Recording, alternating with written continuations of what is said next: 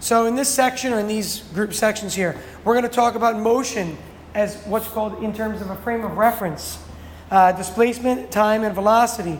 We're going to talk about displacement and calculate it for a certain amount of time, and then we're going to talk about position time graphs. And this is what you saw in the summer packet with those two graphs that you saw. So we're going to revisit that concept, and we're going to break it down a little bit further in this section. So first, let's start with frame of reference. So what this is used for is just a way to specify where something is physically in space and when it's occurring in time. So for example, at exactly 9:04 and 45 seconds, I'm exactly right here. So this is where I am in space and time. This is my location. I can say that I'm 5 feet from the wall and 5 feet from the north wall and 2 feet from the west wall, and it's at exactly 9:05 a.m. So that's space and time. Now, at 9:05 and 5 seconds, I'm over here suddenly. So now I'm 7 feet from the north wall and 2 feet from the west wall. Again, you're specifying space and time. That's what frame of reference is. It's all it is. So, with that said, we can also talk about relative spaces and relative locations. So imagine you are on a train and you're on the subway. Let's see, I don't know, for some reason you want to walk away from that end of the train. I'm not going to be rude or anything. So for some reason you just want to leave that end of the train. So you start walking, you're in one train corridor, okay? You start walking in this direction. The train is moving in this direction. So if the train is moving this way and you're moving this way, have you ever done that before? What does it feel like? It feels like you're moving faster. It feels like you're really moving faster. It's just weird. Because like everything's moving by you at the rate of the train, but then when you start going, now it's you and the train together moving that way, right? You're moving on a platform that in itself is moving. So it's kind of a weird concept, right? Now, the Earth in itself is also rotating, which is even more weird, but you're kind of in a state of equilibrium right now, even though you're moving at like 23,000 miles per second, some ridiculous rate the Earth spins at, miles per minute.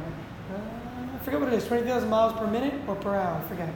Per second would be too fast. But the concept of motion within motion involves your frame of reference. So now imagine you're on the same train and it's moving this way, but you see, I don't know, who don't you like at Loyola? I like me. You see somebody you don't want to see at Loyola, and you turn around and you start walking the other way. You don't want to talk to them. So now the train is moving this way, and you're moving that way.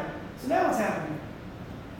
Like a sense of gravity coming towards you. Oh, you have a sense of, your momentum carrying you this way, and you're going this way. But, I mean, like more in sense of velocities. Negative velocity? Yeah, compared to the train, your velocity is negative now, right?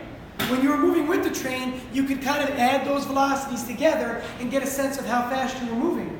Because the train's moving 30 miles an hour, and you're walking 2 miles an hour. Your speed is 32 miles an hour of velocity that way.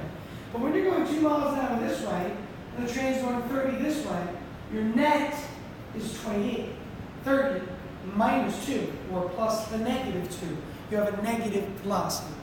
So your frame of reference affects your overall velocity.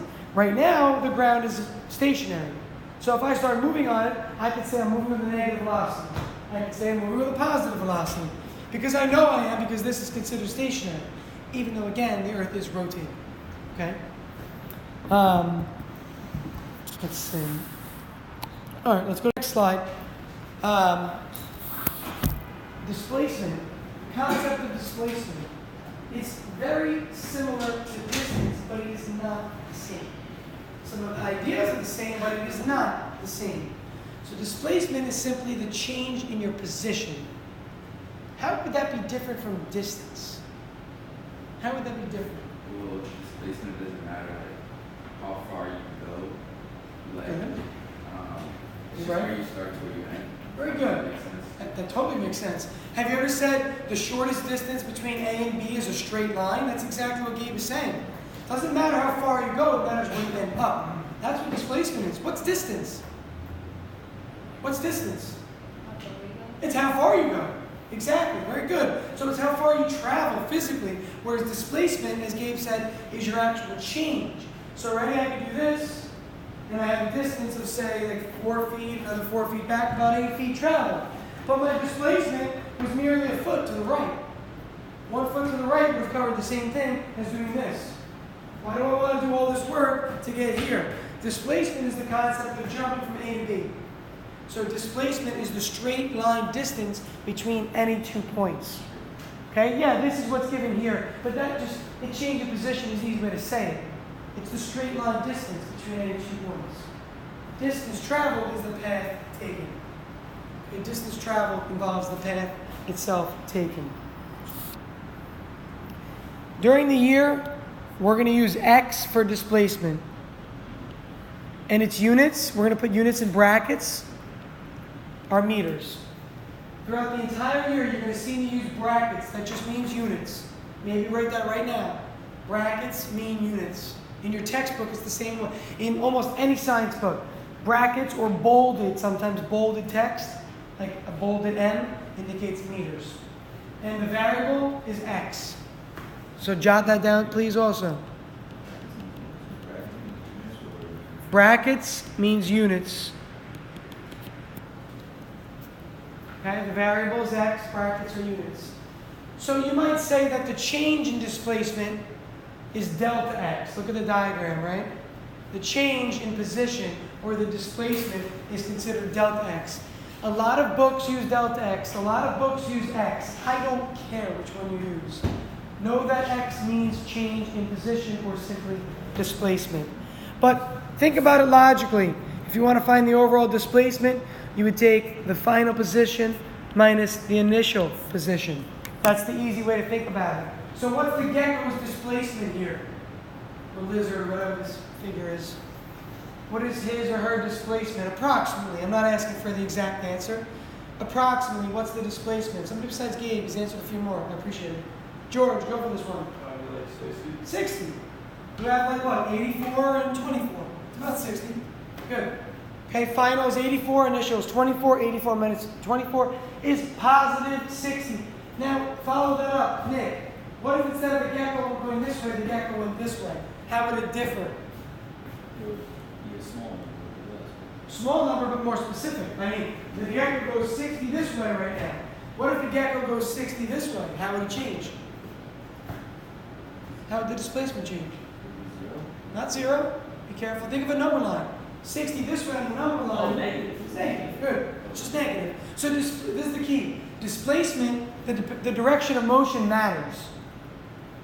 To the right is positive. To the left is negative. But for distance, direction does not matter. Maybe jot that down. For distance, direction does not matter. It's simply the length of the path taken.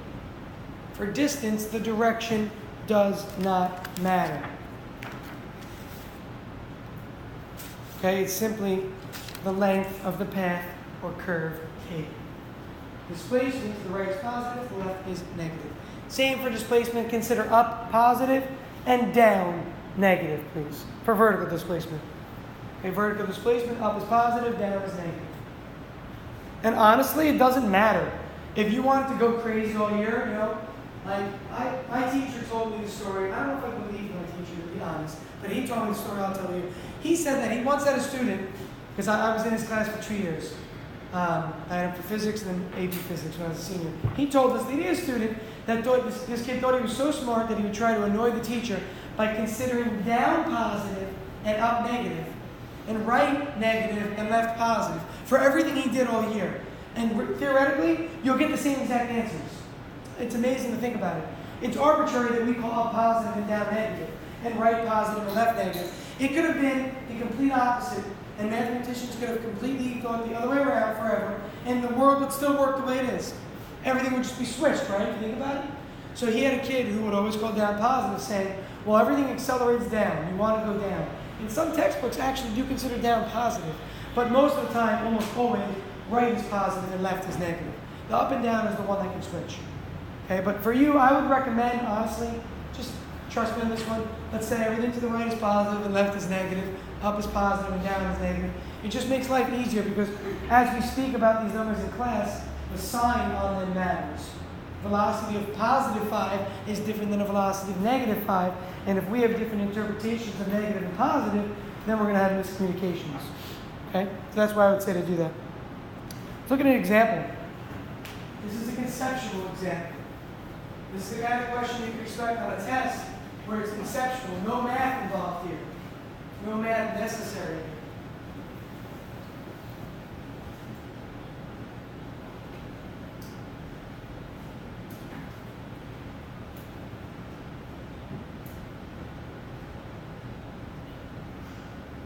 Take about a minute or two to think about it.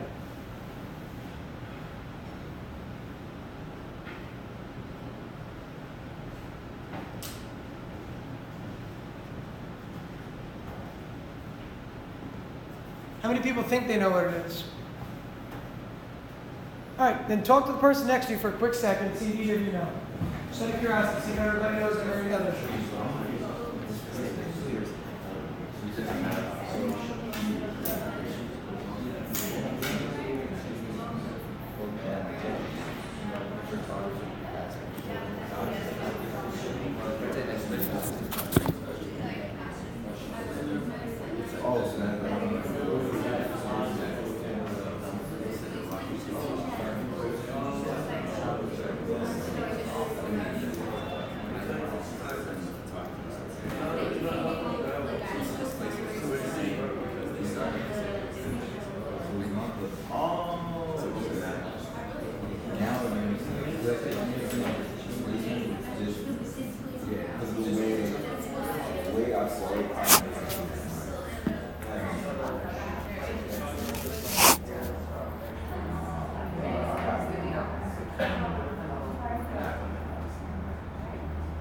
You can explain it. You can explain it. What's that? Hopefully you're right. Okay. The displacement's the same. Displacement's the same. That's correct. Explain why for that one. Like we mentioned, even though the astronauts went around the Earth multiple times, they would have more distance, but not more displacement because they both ended up at point B. So. Yep. They point both. B, California. Exactly. They both did the same thing in position. They both went from Florida to California. So the red trail of the photographer, although it's a shorter distance, is the same displacement. The distance traveled is much greater by the astronauts who went around the Earth a bunch of times, because you would literally count the curved distance that they traveled. It would be like, say, 5 or 6 circumferences plus a little more of the Earth in distance. Whereas the photographer's distance might be, 2,000 miles? Is that around? No, 3,000? Right across the U.S.? 3,000? So about 3,000 miles, say. That's the distance for the photographer. And his displacement is about the same. Actually, his distance is more, really, right? Think about an airplane. Here's the airplane, lifts off in Florida, comes down in California, right? Distance is more than displacement, isn't it? Displacement is a straight line. If you put anything that's not a straight line compared to a straight line, it's always going to be longer. Imagine this straight line and being on the straight line the whole time and deviating just for a second. That line is longer automatically. Does it make sense? Because you're going a little bit further by deviating. The shortest distance between 2 points is a straight line. That's displacement. So the plane, although it went up and came down, has the same displacement as the astronauts who ended up here. It's a straight line. Okay? All right, let's quickly talk about the concept of positive and negative because we already alluded to it. Motion to the right is positive. Motion to the left is negative. So it does not matter where you start. Even if I start in a negative location and go to a further negative location, or if I start here in a positive location and go to a negative location, if I go to the left, the concept is that it is negative position or negative displacement. Okay, so to the left here and these ones to the right. Yeah? Using that in context of the last example, if the astronauts went around the other way, would that be negative? Yeah, it's a great question.